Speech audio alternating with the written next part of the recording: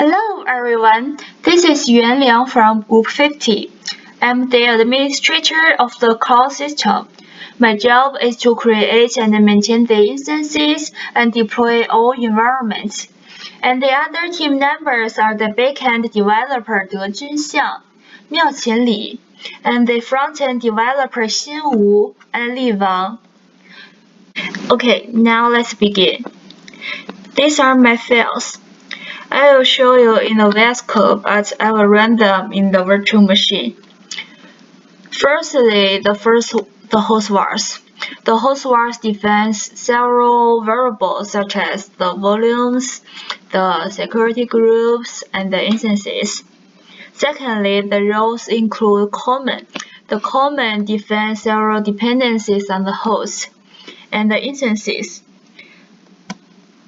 I'll define 4 instances and 4 volumes on the virtual machine, and each volume belongs to an instance. I also have the images and the security group, but they are no different from the tutor's demo, so I won't show them in this video. In addition, for my teammates to run their code successfully, I write the dependencies here. This file including 3 parts. The first part is the environment dependencies. The second part is for backend. And the last part is for frontend. Okay, now let's begin. Now you can see that I have deleted 3 instances and 3 volumes. But I have to keep 1 instance and 1 volume because my team's still using it. Okay, because there's something wrong with the former screen recording, so I download a new one. You can see that I'm already in the netter directory. Wow. Okay, you can see that I'm already in the netter directory, and this file is the one I'm going to run. So let's begin. Because I already defined the password in the sh file, so I do not need to type in again. Regarding the limited time, I will speed up this part because it takes a few minutes.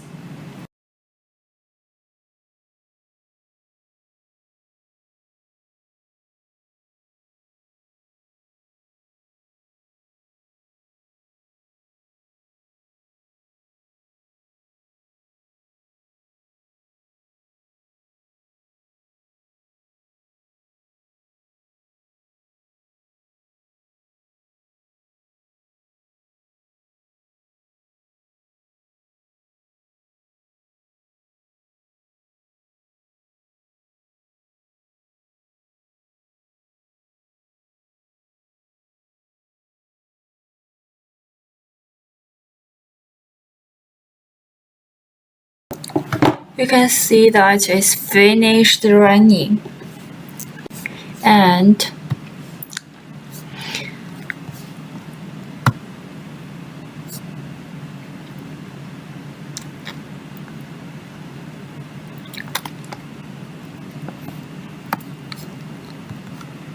our instance is already created.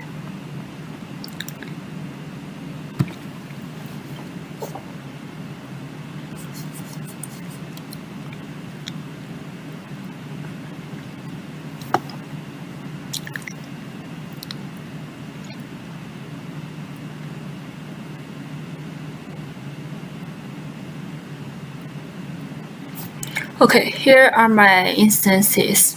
To the harvester, we mainly use 3 API, which are Stream API, User Timeline, and Progress. So firstly, we apply the Stream API to collect some tweets and users as some kind of keys. The data accepted is all filtered by a certain criteria. For users, for tweets, we only want those posts inside Melon, has coordinates, and written in English. In fact, later on, after finding that there are only about less than 1% of the tweets having coordinates, we push back our tolerance which means we also allow the tweets have place feature, or their user is based in Melbourne, is also acceptable. Then we will retrieve the user from the CouchDB to crawl their history tweets, as they're very likely to fulfill our filtering requirement. And simultaneously, we will also get his followers, as we assume if a user is based in Melbourne, his or her friend tends to be the same. Those three API are run all at the same time with multiple process on each node. And the key is to deal with the rate limits. So we applied 10 token keys first, and then we tackle all three API limits separately, because the rate limits is not in a single scale. And then once the rate hits the limit, we will change to the next available key, which three process run on with three process running on one cluster. It takes 45 minutes to change over all 10 keys. So with three nodes, it will take 15 minutes. And to the API's rate limit will refresh in every 15 minutes. So that means our program can keep running forever, like without any stop. And then we will log on to our CouchDB to have a look. Yep. And then is the tweets we download is 1 million, and then some users are also corresponding to these tweets. And then inside the Twitter database, we can tell there's still very few of the tweets having coordinates. So we have the has called no view. See, we have all this one with coordinates. And then we will have a look at the classifier, because it is philosophical and subjective topic. So we build up a dictionary of 7 deadly sins, with starting about 2,000 tweets, and also the picking the frequent emoji by the to the user to use, because the emoji will always tells the true story of the user's feeling. And then we'll use regular expression to match tweet, and count how many matches on each scene, and then we will pick the most to be the class of the tweets.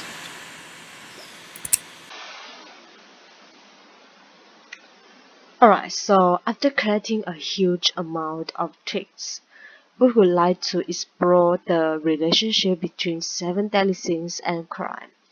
So we applied a statistic module called correlation, and we are going to calculate the correlation coefficient.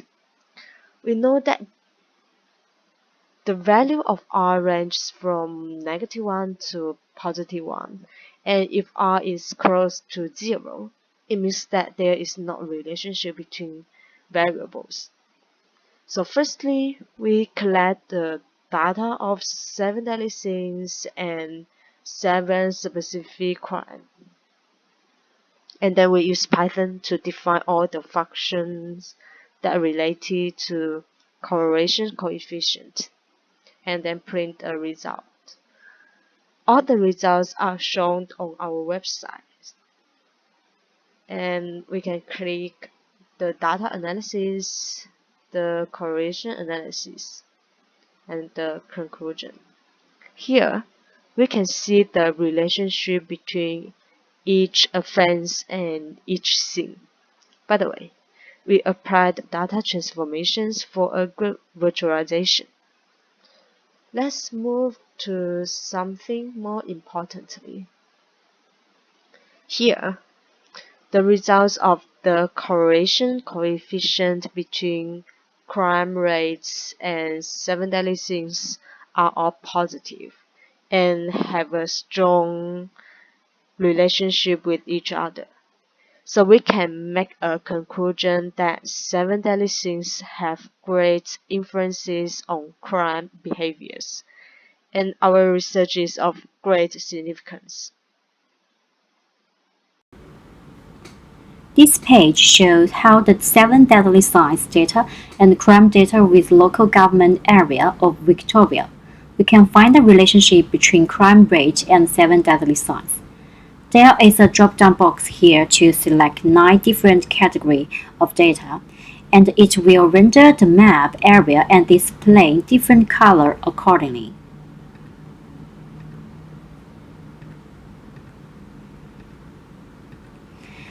And the red color means the high level and the green means low level. For example, when selecting the crime rate to render the map, and the red represents the area with high crime rate, and while the green area represents area with low crime rate.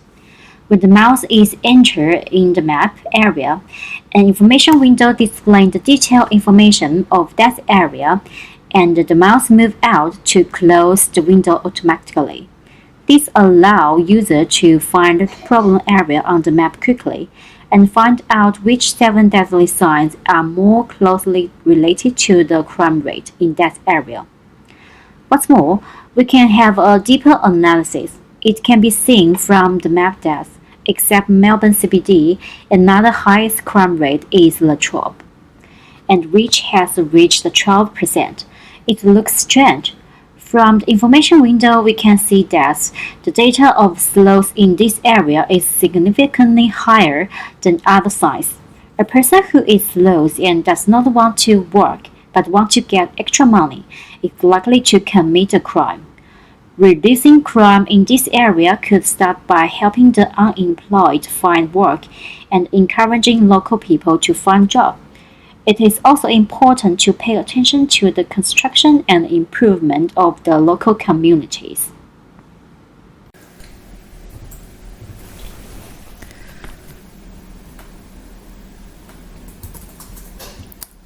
The data analysis page involves functionalities including correlation analysis and trend analysis. There are various charts to support our research. Firstly, in correlation page, there are charts for demonstrating the number of offenses and sins in each area, with which users could choose type of crime and sins, viewing the comparisons between the number of offenses in that type and number of tweets related to chosen string, figuring out if there exist correlations between them. For instance, suppose there is a hypothesis that if breaches of orders might highly related to pride. To verify our hypothesis, we could view number of incidents in type breaches of orders, then view number of tweets related to pride.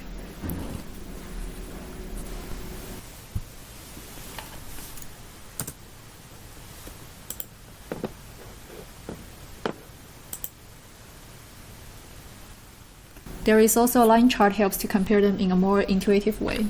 We could see that area has more incidents occurred are not necessarily has more sins related tweets. So we might confirm or reject our hypothesis according to the result. In conclusion page, correlation score for each offense division and each sin are shown. There are also 3 trend charts shows the amount change trend of sins related tweets. Users could use them to explore the trend of human nature and emotion in a year, a week, or a day. Users could choose to explore all 7 deadly sins together or focus on part of them by simply select or deselect them.